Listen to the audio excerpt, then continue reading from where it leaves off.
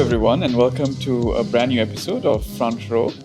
We are privileged to have with us Dr. Kyungjin Song, who is the country representative for the Asia Foundation.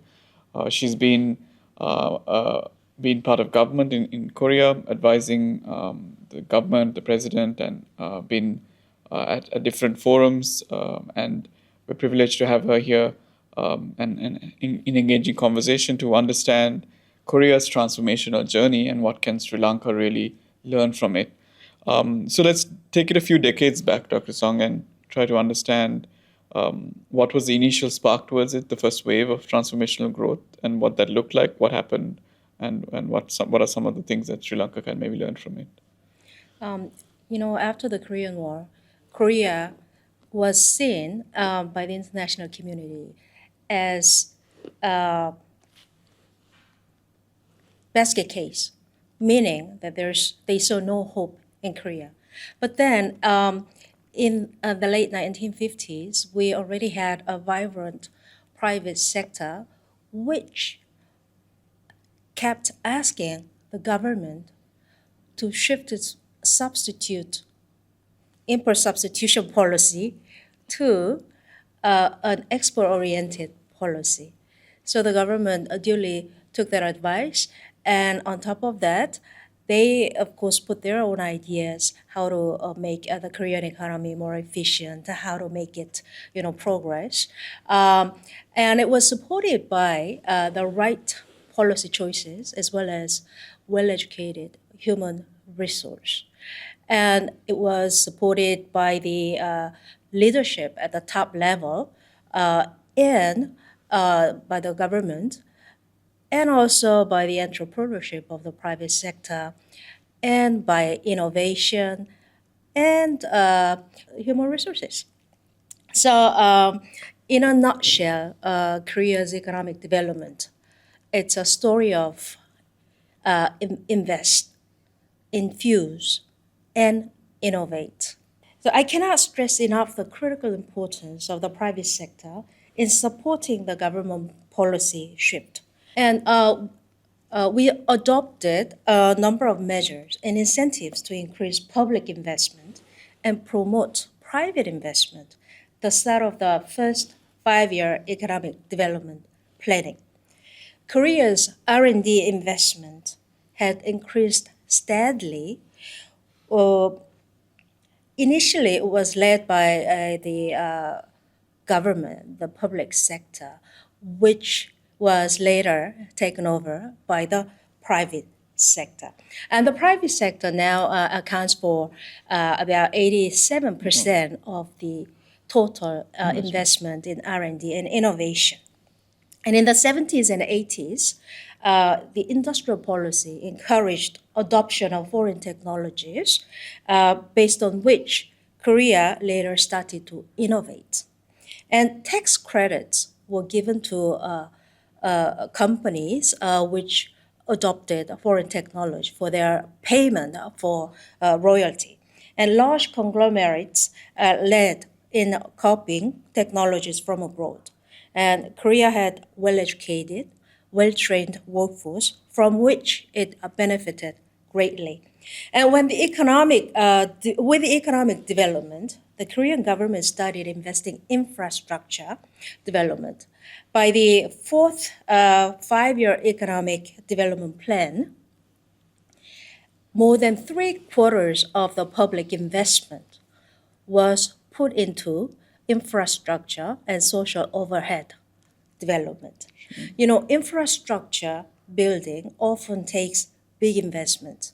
So it requires the government and the public sector's intervention and engagement in investing and developing infrastructure such as roads, railways, water, electricity, communications, and what have you. And that's the reason why you still see state-owned enterprises providing essential basic infrastructure services in Korea, although we had already privatized quite a lot of them. And on top of that, the international environment back then in the 60s was very favorable to the Korea's economic policy. So that helped greatly as well. And I think Sri Lankan government and the public sector should take a more proactive approach to infrastructure development. If roads are built connecting every corner of Sri Lanka, it will reduce the logistics cost, time, and reduce the consumer prices. And at the end of the day, it will reduce inflation and it will make Sri Lankan, goods and services more competitive, not only in a domestic market but also in the international market, global market. And investment in electricity is one of the most critical challenges to support rapid industrialization and modernizing rural areas. And the demand for electricity will grow ever so large because of digitalization. The Sri Lankan government is also pursuing, and also the AI revolution that's taking place everywhere. So, well, we also, employed a lot of export promotion measures. We established the Korea Trade Promotion Corporation to provide institutional support in foreign marketing and technology imports. Also, exporters themselves were proactive in creating their own associations to collect and share industry-specific information and services. And exporters, of course, were entitled to a lot of incentives, including, special treatments, various tax incentives, tariff exemptions, automatic import rights, and easy customs clearances, special interest rates on export loans, and et cetera, et cetera. So that was the policies that were adopted to to improve the economic conditions domestically and also to support the economic growth of the Korean economy in the 60s and 70s, as well as in the 80s. And when we fast forward that a few more decades, of course, there was the East Asian miracle, countries like Korea, Singapore, Malaysia, growing at very fast levels. And we did see suddenly capital flight going out, certain countries having maybe asset bubbles or property bubbles, certain stock markets being inflated, and suddenly the money just went out. And a lot of these countries were in crisis, including Korea, had to go back to the IMF reform. Malaysia didn't at that point, but the others did. And then fast forward 10 years after that, we had the global financial crisis as well. How did these first wave of reforms that you described kind of help Korea in the second and these third crises? And did that bring resilience, or were there more reforms after that? The initial economic development continued into the early 1990s. Then the economic development started hitting snag. Koreans became too complacent in a way with the previous economic success, so much so they wanted to join the club of rich economies, the OECD, Oh, no. and we were too much rushing to join that club. So without undergoing necessary reforms, structural reforms, the Korean economy then needed much.